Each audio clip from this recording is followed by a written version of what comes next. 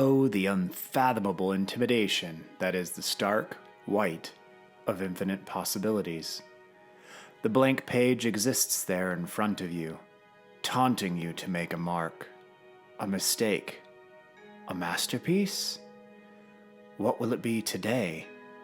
Oh, terrible possibility, what will you be today?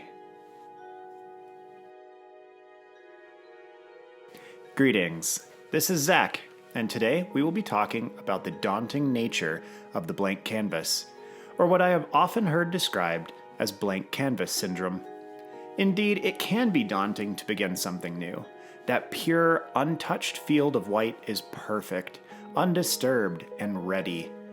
But what happens if you make a mistake, if you mar its perfection? Today, I'm going to share with you 6 ways to work around blank canvas syndrome, and to begin your next piece.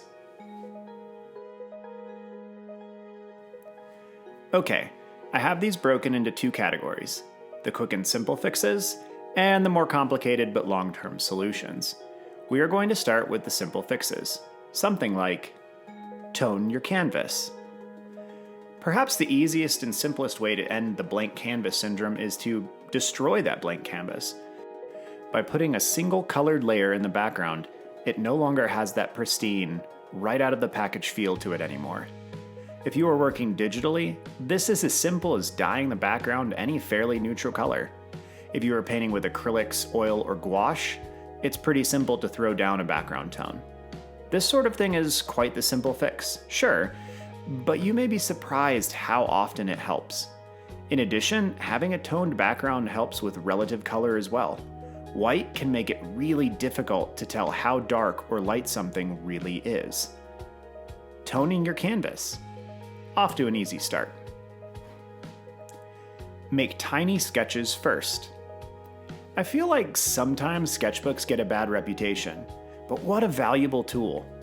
If you find yourself stressed about marring your canvas, paper, or digital workspace, try sketching in a separate place first, forcing yourself to work fast and loosely. What is there to mess up? This isn't even the real piece. If the sketch turns out well, awesome.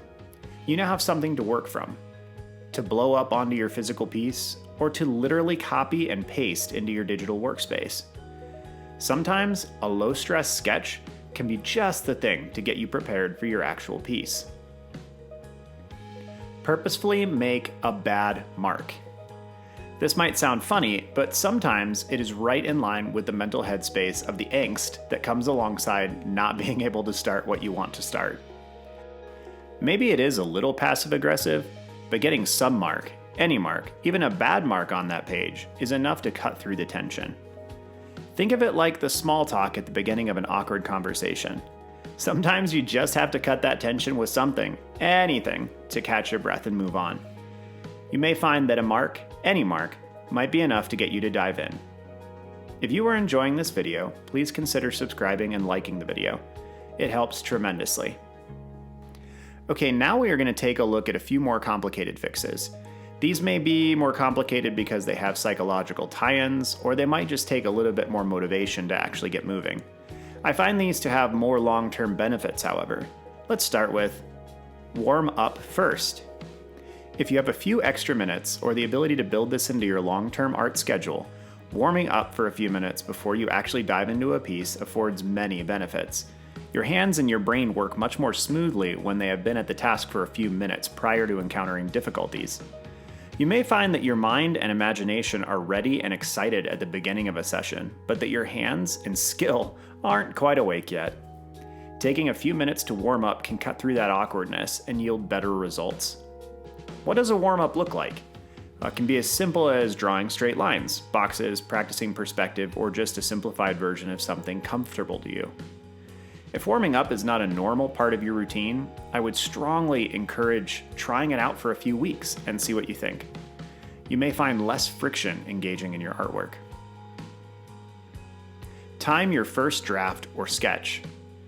I find this a particularly helpful strategy for myself. I will often try to have my sketching phase completed inside of 1 to 5 minutes, depending on the medium. You can enforce this strictly by actually having a timer and racing the clock, or it can be more leisurely with the understanding you are pushing through that sketch just to get something to build upon. I find that having my initial sketch dramatically reduces my stress, as the first marks have already been made, and I now have something to modify and fix. I seem to do a lot better when I have something to build upon. My paintings, both digital and traditional, improved dramatically when I started sketching quickly at the beginning of my pieces. If you are up for the task, timing your sketching period to force you to work quickly can be a great way to push through the blank canvas stage. Adjust or eliminate expectations. This is likely the most difficult of the strategies mentioned in this video, but it is likely the best if you can find a way to do it. Adjusting your expectations so that you have little to no fear of failing on your piece will almost completely destroy the fear of the blank canvas. If your expectation is as simple as, "I will spend time painting today," then what is there to fear? What could possibly go wrong with that, barring something bizarre like your dog eating your brushes? Adjusting expectations is difficult, but there are numerous benefits to doing so. Now, I should also state that while this is a useful strategy for getting past the blank canvas stage, you should also have and maintain long-term expectations, some goals you strive toward constantly.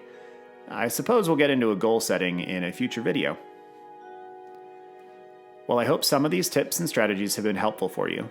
I know many of us struggle with this issue, and these are just a few of the tips my students have benefited from over the years, and some that I still use when the blank canvas stares me down with those evil eyes.